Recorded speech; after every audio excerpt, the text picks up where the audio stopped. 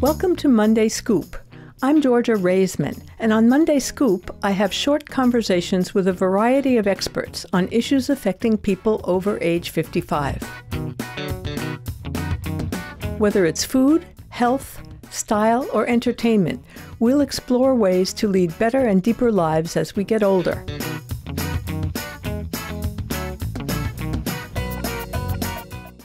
Hello, I'm Georgia Raisman. This is Monday Scoop, and I'm here today with Dianne Bein, who is the Program Director of PASCON, which stands for Palliative and Supportive Care of Nantucket.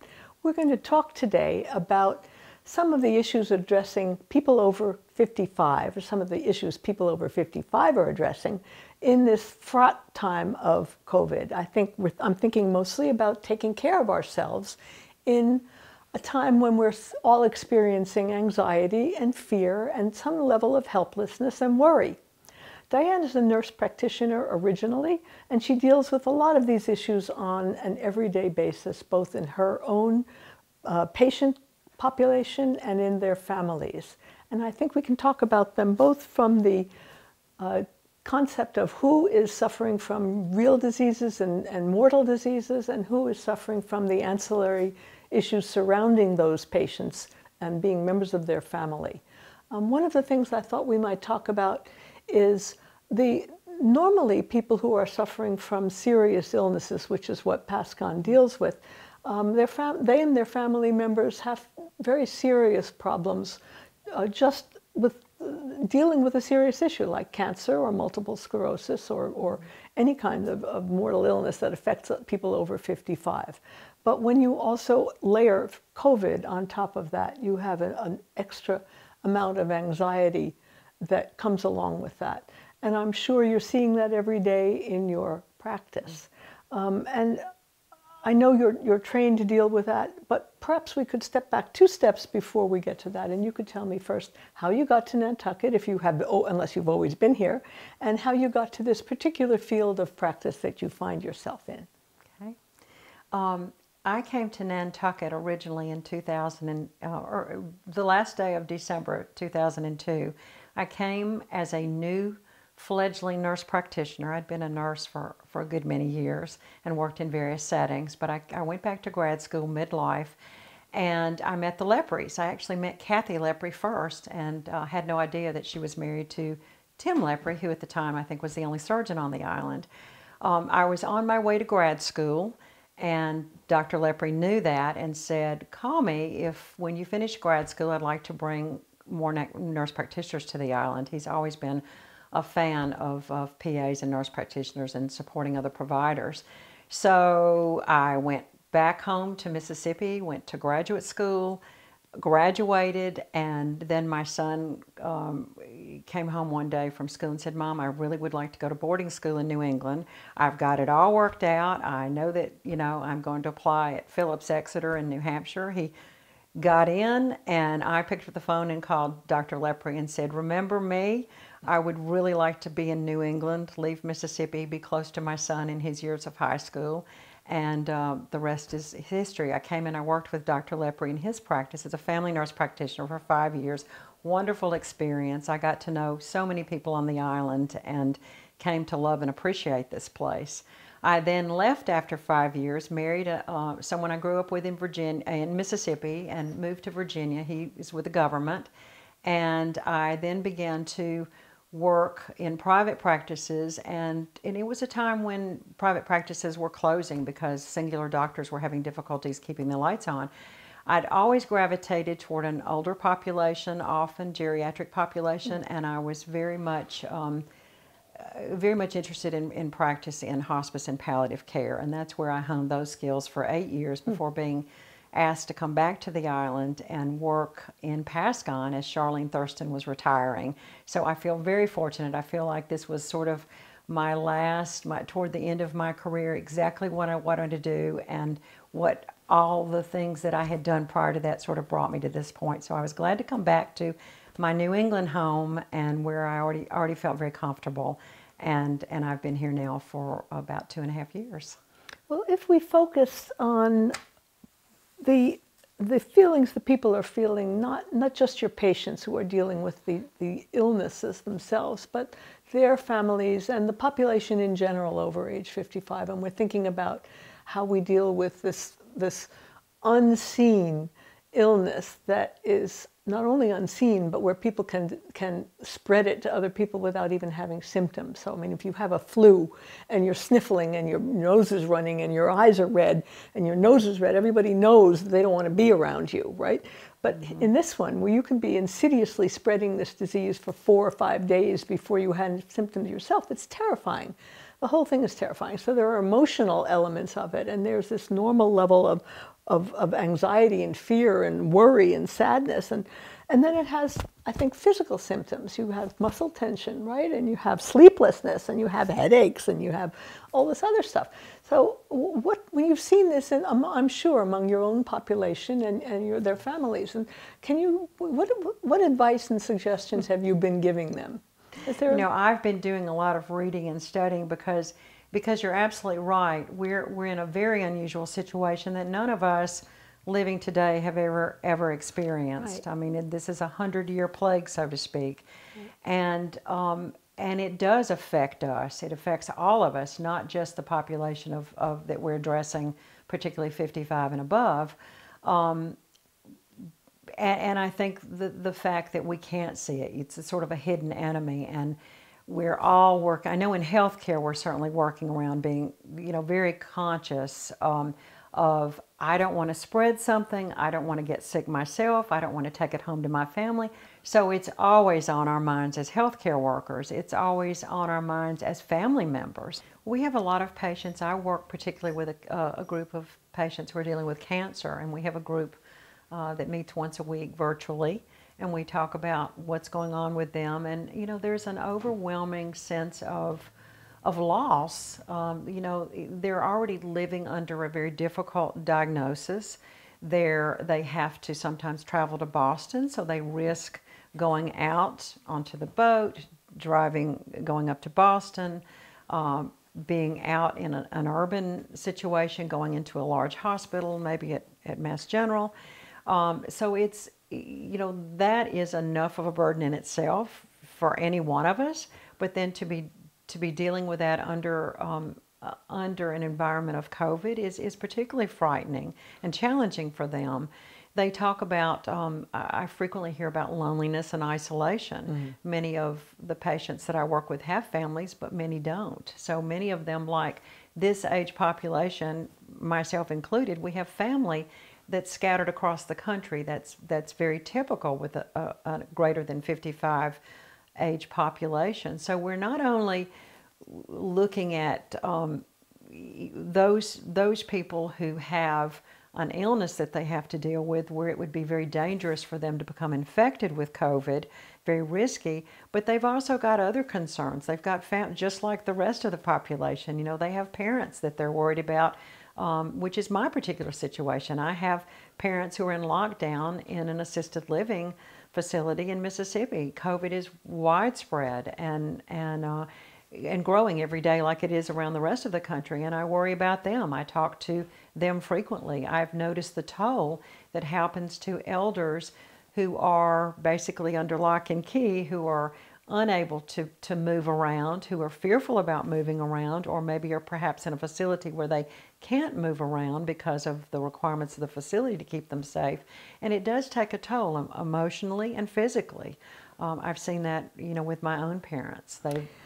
Do you think, can we try to think about things that we can do to help? I think we wanted to talk about self-care, and somebody mentioned to me the first thing is you have to suggest that people get up and shower and dress themselves properly, mm-hmm. and then actually eat well. I've been talking about that with Greg Margolis, as you probably know, who is a great fan of eating well and eating nutritiously, mm-hmm. and drinking lots of water.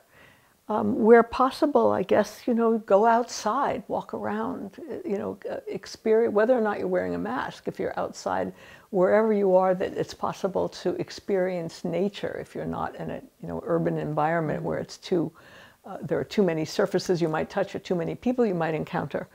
What other things do you suggest people do to try to maintain a routine and feel they've still got some elements of life that they have control over. And I think you've hit a good point. To maintain a routine is important. I think that, and a lot of people that are working from home have recognized this, that you get up in the morning and you do the same things that you would typically do. And I like to look at things in, as a holistic person that I'm working with, or we're all mind, body, spirit, and I think that we need to address all those areas of our lives when we're talking about COVID and how to deal with that. So we're home, we're less active, we're not moving around as much. I think your point about a routine is good, because we should get up, we should do the same healthful hygiene things that we would normally do, get dressed, carry on our routines, eat healthy meals, don't get into snacking and eating unhealthy foods. Movement is important, especially in this age group when we don't move around as much. There are physical prices to pay for that. So the physical piece is very important. Do the same things, do the same healthy things every day. Also recognizing that we're really social creatures, and it's incredibly important. I hear this every day. I'm isolated, I'm lonely, I miss my family, my kids can't come to see me, my grandchildren, they're growing up and I'm not getting to see them, I can't travel like I used to. So many areas of loss, and it's perceived as loss in all of us, and so those things need to be addressed. I will say that people above 55 who are more able to take advantage of technology are in such a much better place, because we do have, in my family, we have family Zoom meetings, and we've recognized that this is something we want to carry on, since they're spread across the country. We want to do this more. There are a lot of elders who have iPads, and things can be brought to them via some of this technology. I catch myself talking to Alexa and saying thank you when she tells me to have a nice day. But that, as silly as that seems, that's something that we all need. We need that social connection, and I see people really suffering because there's a gap now in that. So I would tell people to stay connected.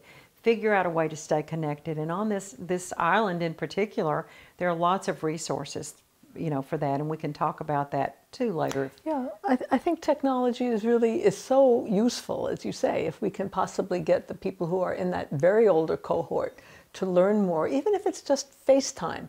FaceTime is pretty easy on most phones. You can just push a button and then see somebody's face, and that it's so helpful to have a telephone conversation where you're looking at the person. And I think also, I don't want to be negative about it, but it's good for the younger person you're speaking to, who might look and say, uh-oh, she hasn't washed her hair in 2 weeks. Or there's something that's worrisome about that older person who's not taking care of herself. And that could be a signal to send somebody to get more involved if the younger person is far away.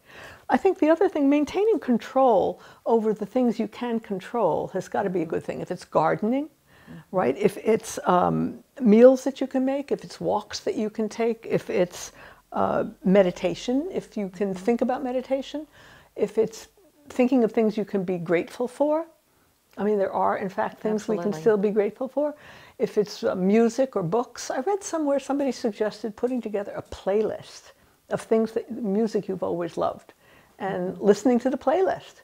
Or podcasts. Lots of people have not yet discovered podcasts, but those are also very interesting ways of distracting oneself for a half hour or 20 minutes or 40 minutes and getting into another world. I think on the downside of that is the element of social media, which can be very negative. I mean, staying away from social media, staying away from negative news. I read an interesting article. Actually, I got to it through Facebook of all places, but it was interesting because it was generated by the journalism school at Clemson in South Carolina.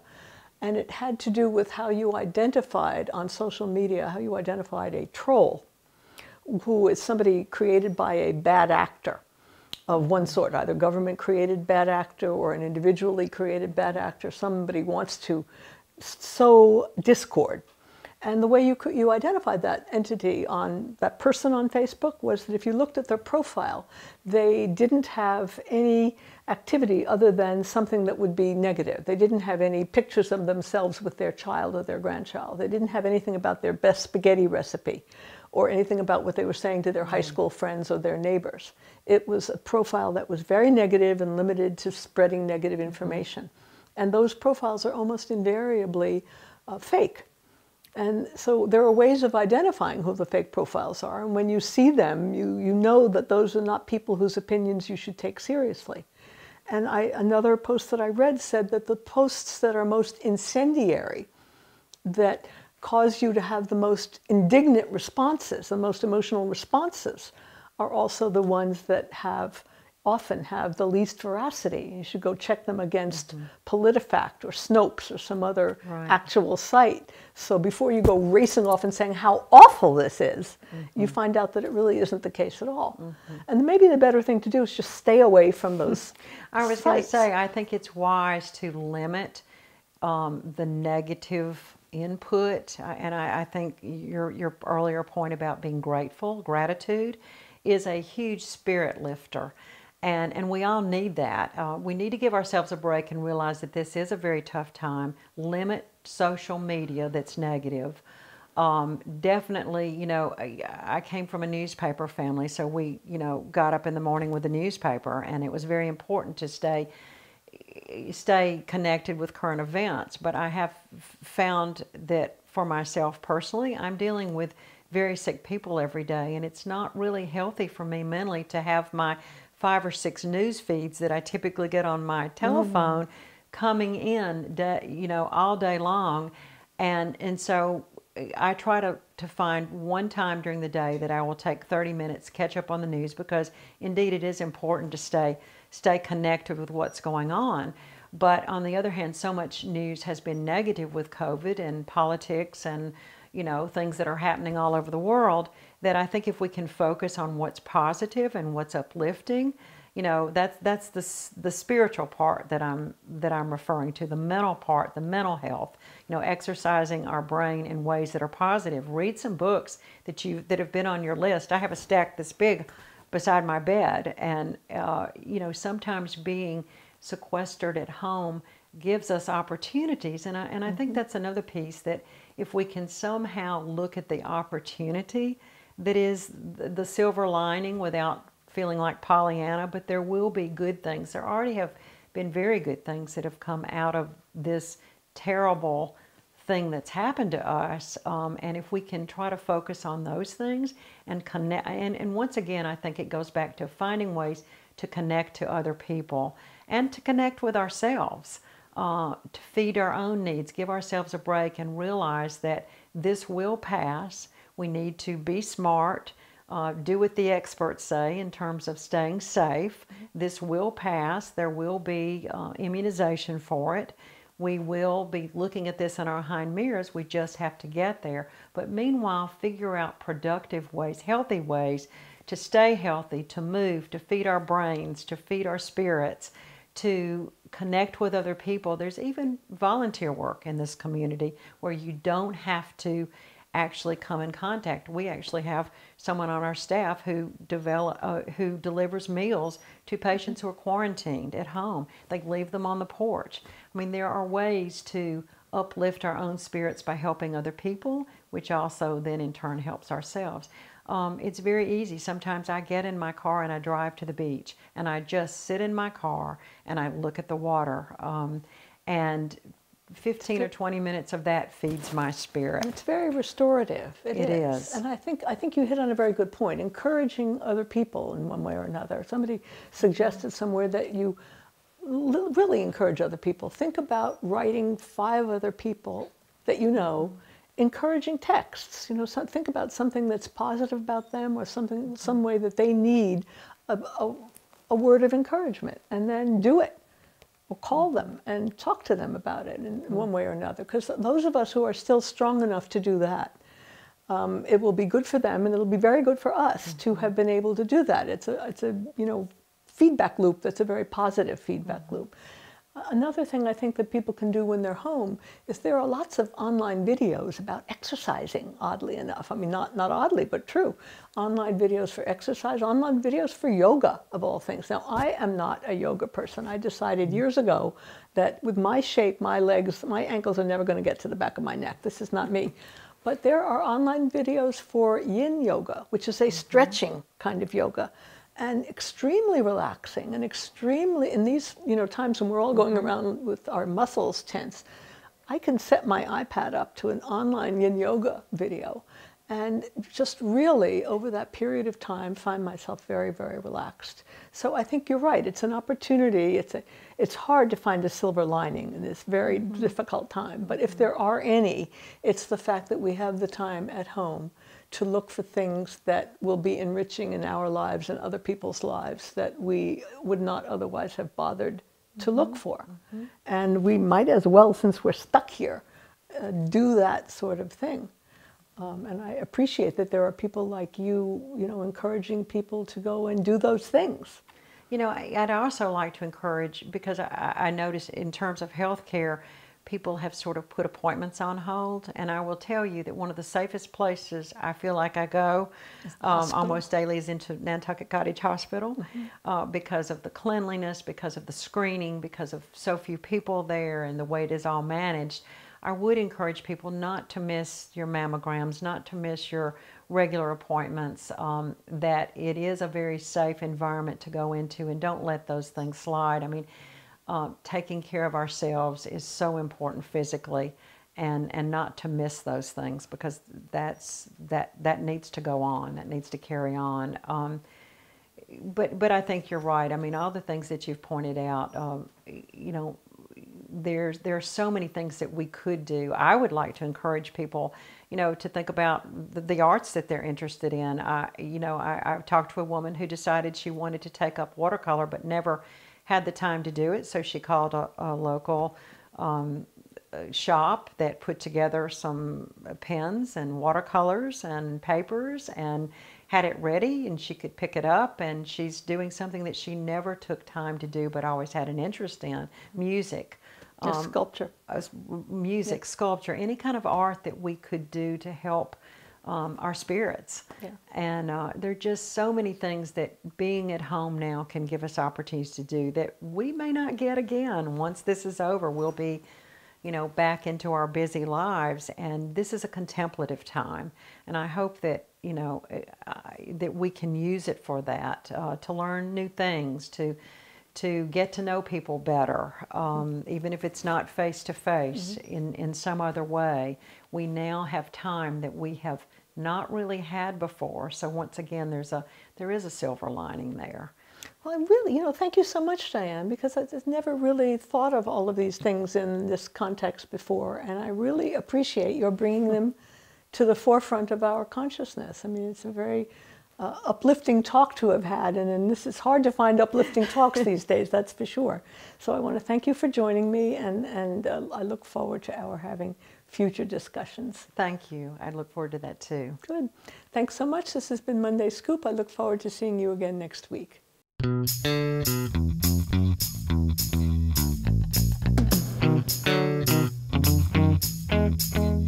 Are there topics you'd like to know more about? Email me at mondayscoop@gmail.com. See you next Monday.